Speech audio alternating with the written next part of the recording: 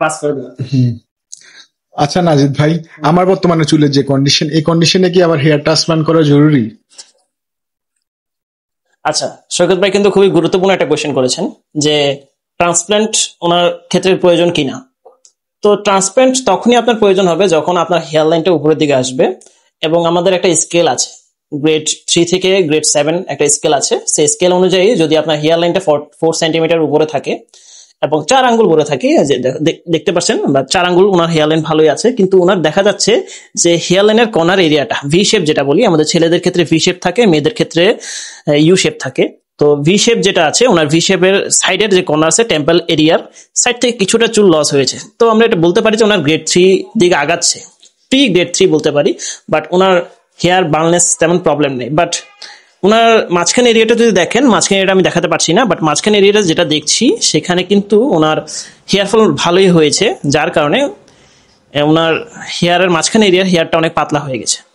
কিন্তু এই কন্ডিশনে কি আপনি চুল প্রতিস্থাপন করবেন? না, কারণ ওনার এখন বয়স হচ্ছে 28। উনি এখনো ওই ভাই দাও না ভাই মা তো ভাই না না কাট করতে ওনার এখন বয়স হচ্ছে 26। ওনার এখন বয়স হচ্ছে 26। এখন ওনার ক্ষেত্রে আপনার মোটামুটি আপনার কিছু মেডিকেশন এবং পিআরপি কন্টিনিউ করলে আপনার জিনিসটাকে একটু স্টেবল পর্যায়ে রাখা পসিবল। যেহেতু আমাদের হেয়ার সাইকেল মেনটেনের একটা বিষয় রয়েছে, তো যখন আপনি ডক্টরের সাথে দেখা করবেন এবং ডক্টর থেকে একটা অ্যাডভাইস নেবেন, ওই অ্যাডভাইসের থ্রু আপনি একটা ভালো একটা গাইডলাইন পাবেন। ওই গাইডলাইনটা যদি সৈকত ভাই ভালোভাবে মেনটেন করতে পারে, তাহলে এই চুলগুলোকে অনায়াসে আপনি 5-6 বছর ইজিলি রাখতে পারবেন। এখন দেখা যায় বাংলাদেশের মানুষের স্ট্রেসটা বেশি কাজ করে, এবং আদার বিভিন্ন কন্ডিশনের কারণে মানুষের যে লাইফস্টাইল থাকে, আমাদের যে হেলদি লাইফস্টাইল থাকে, আমরা বাঙালির ক্ষেত্রে কখনোই হেলদি লাইফস্টাইল মেনটেন করে না বাঙালি মানুষরা। তো হেলদি লাইফস্টাইল মেনটেন না করার কারণে ওনার কিন্তু হেয়ার লস হওয়ার সম্ভাবনা থাকতেও পারে। এখন সাপোজ ধরেন উনি গাইডলাইন বা হেয়ার সবকিছু মেনটেন করলো, বাট ওনার কিছু ফিজিক্যাল প্রবলেম বা আদার কোনো সমস্যার কারণে উনি এই গাইডলাইনগুলোর কিছু জিনিস মেনটেন করতে পারলো না। সাপোজ ধরেন উনি মিডোক্সিডিল ফিনাস্টেরয়েড কন্টিনিউ করলো, বাট একসময় গিয়ে উনি ছেড়ে দিল, এবং পিআরপি কিছুটা সময় আপনি মেনটেন করলো, ধরেন 6টা পিআরপি মেনটেন করলো, কিন্তু এরপরে ছেড়ে দিল।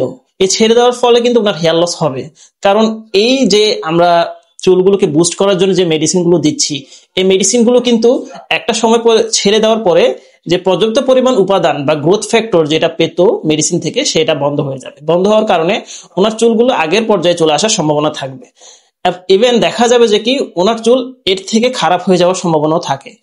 তো যখন উনি একটা মেনটেন্যান্স পর্যায়ে থাকবে তখন ভালো থাকবে, কিন্তু একটা সময় গিয়ে ওনার চুলটা, যে এখানে মাথার মাঝখানে অংশের কথা বলছি, সেখানে কিন্তু হেয়ার লস হয়ে একটা পর্যায়ে ট্রান্সপ্লান্টের কন্ডিশনে চলে আসবে। এটাকে আমরা প্রি কন্ডিশন বলে থাকি। এই কন্ডিশনে কিন্তু চুল প্রতিস্থাপন করার প্রয়োজন নাই, একটা মেনটেন্যান্স করলেই হয়।